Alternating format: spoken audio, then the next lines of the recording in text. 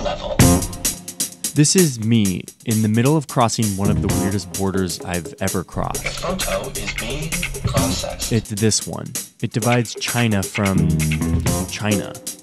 And it took me 2 hours to get through. This border is weird not only because it separates the same country into two, but also because it has an expiration date. July 1st, 2047. Until then, China has promised to stay out, to let Hong Kong be highly autonomous. Hence the border. But the government of China doesn't really want to wait until 2047.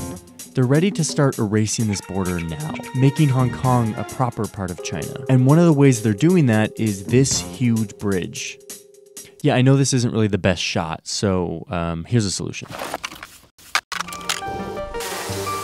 The drone doesn't even have a microphone, but even still I couldn't help but say, take a look at this bridge as it was flying away. But seriously, take a look at this bridge. China has unveiled the world's largest sea crossing bridge. It's 55 kilometers, that's 34 miles. It's the longest sea crossing in the world. The bridge connects Hong Kong with Macau and mainland China. I always call this some sort of umbilical cord between Hong Kong and China. That they want something physical for you to register in your head that Hong Kong is part of China. So this bridge and a bunch of other recent developments in Hong Kong are bringing up a lot of questions of what is Hong Kong? Who does it really belong to? And what happens when you erase a border?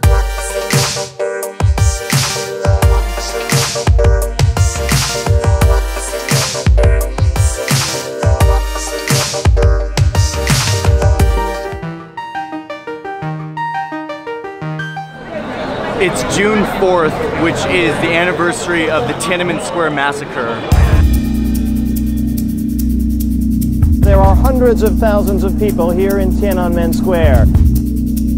In the history of communist China, there has never been anything like this. On June 4th, 1989, pro-democracy protesters were marching on Beijing's Tiananmen Square, calling for the end of single-party rule in China. They were then brutally massacred. Hundreds were killed. The troops have been firing indiscriminately, marking the end of any sort of widespread democracy movement in China. They've just turned off all the lights in this park.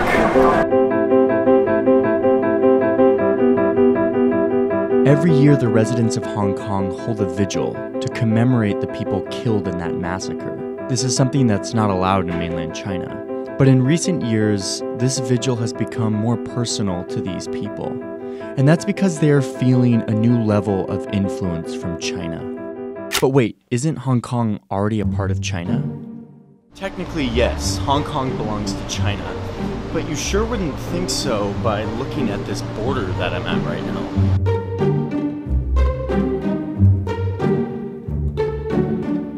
Okay, I made it into China. I mean, technically I was already in China, but now I'm like really in China. So how did it get like this? Britain and China fought a couple of wars over trade in the 1800s, and Britain eventually took over Hong Kong as a colony. At the time, this was a mainly empty, rocky group of islands in southern China. Under British rule, Hong Kong's population and economy exploded. And even though Hong Kong's population was mainly made up of immigrants from China, it became a very different society than mainland China, which was undergoing a communist revolution. One of the treaties that China and Britain signed said that Hong Kong would be a British colony for 99 years, which meant that the agreement would officially expire in 1997. As that expiration date drew nearer, China and Great Britain started to talk about what this is going to look like. Britain acknowledges that when the lease runs out in 1997 on most of the territory, the whole of Hong Kong will revert to China. Let's finish talking about this stuff up there. If you go up to the 69th floor in this building, in the Chinese border city of Shenzhen, you'll find a life-size wax sculpture of this moment in the mid-80s when the leaders from China and Great Britain sat around and negotiated the terms of handing over Hong Kong to China.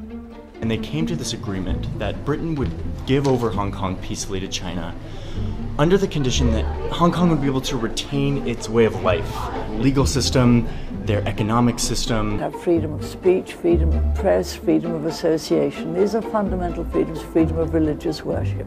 These are fundamental freedoms, and they must continue. China agreed. They said they would let them be independent and govern themselves for 50 years while they kind of adjusted to Chinese rule. 50 years beyond 1997. And so this was the agreement that they came to. It was called the One Country, Two Systems model, and it was kind of unprecedented.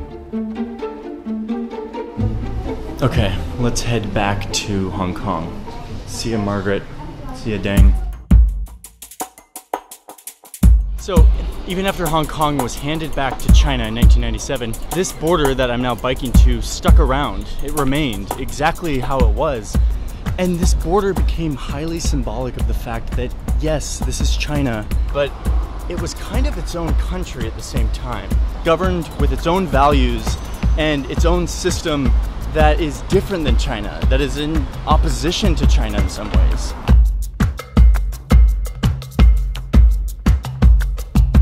Perhaps the most overt symbol of Chinese sovereignty is this army barracks behind me. It's the Chinese army. And so even though these soldiers can't leave the barracks or do any sort of enforcement activities within Hong Kong, they're still here in the central area of the city. And they serve as a very powerful symbol of the fact that this is Chinese territory, this is Chinese sovereignty. But these soldiers won't be confined for much longer.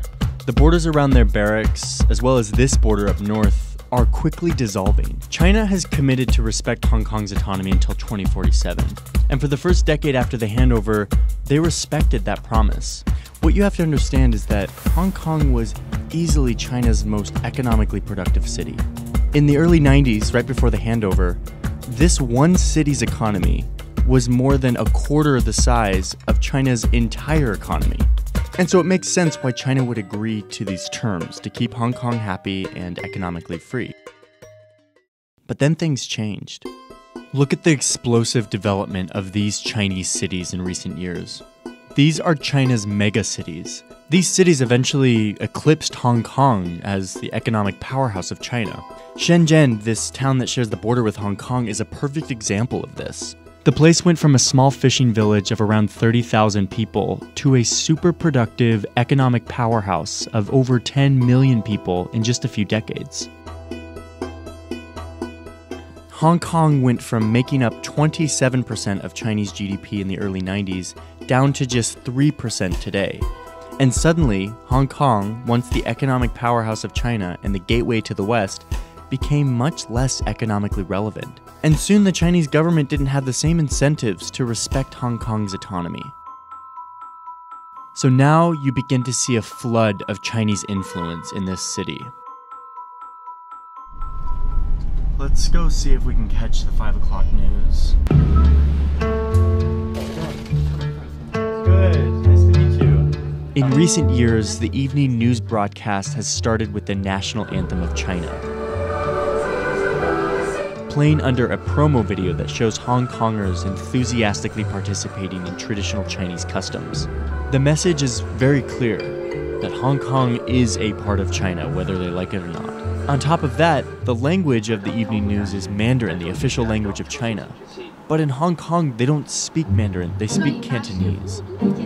Don't they say if you want to kill a city, you kill its language first? And we speak Cantonese here. There are actually some professors in Hong Kong and China telling us that, oh, Cantonese is actually not our mother tongue, not Hong Kongers' mother tongue. Cantonese is actually just a dialect of Chinese. The Chinese government tried to get teachers to use this textbook to teach Hong Kong children the basics about China. But looking into the book, you see that it's more of an advertisement for China's style of government than an introduction to it. The Chinese system is the ideal type. So multi-party rivalry will make the people suffer. It's about all these 4 points are about how bad the United States is.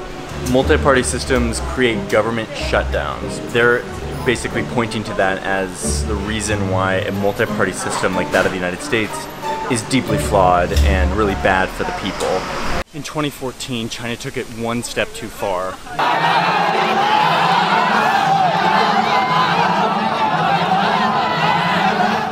The Chinese government was trying to control who could run for Hong Kong's election in an effort to secure a pro-China candidate.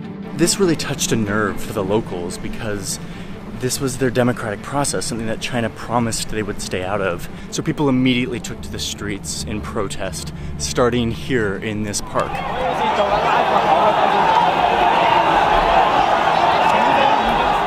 I took the taxi from my home to here on the night. What was it like down here that night?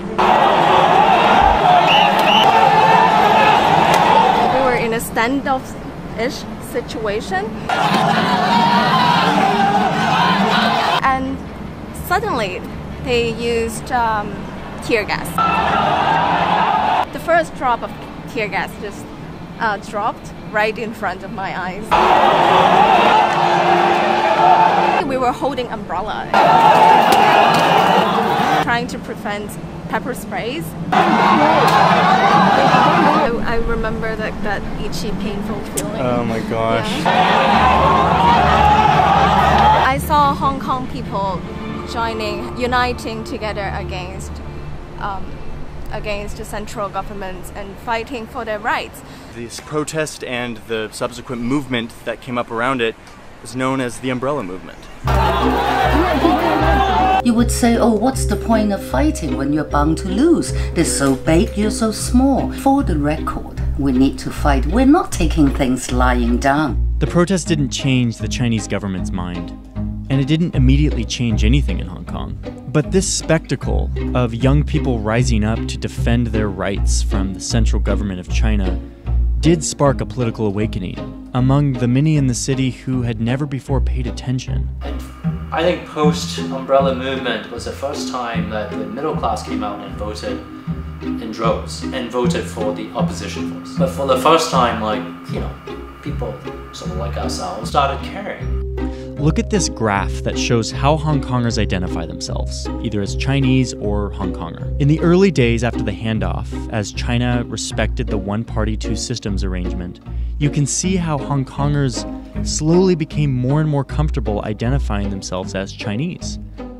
But since then, with the growing influence from the Chinese government, you can see this line reverse course. Residents of Hong Kong who identify themselves as Chinese has almost hit a new all-time low. The Umbrella Movement is a manifestation of this growing Hong Kong identity and the resistance to Chinese government influence. China responded to the Umbrella Movement with a new wave of efforts to exert influence in this city. I'm standing outside the bookstore where in 2015, 5 staff members disappeared throughout the year.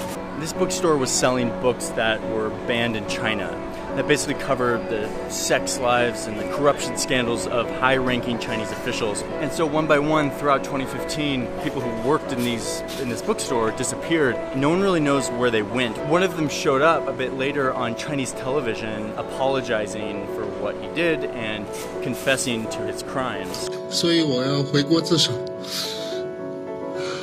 我要承担我自己的责任，我也愿意接受任何处罚。 The bookstore has since closed down.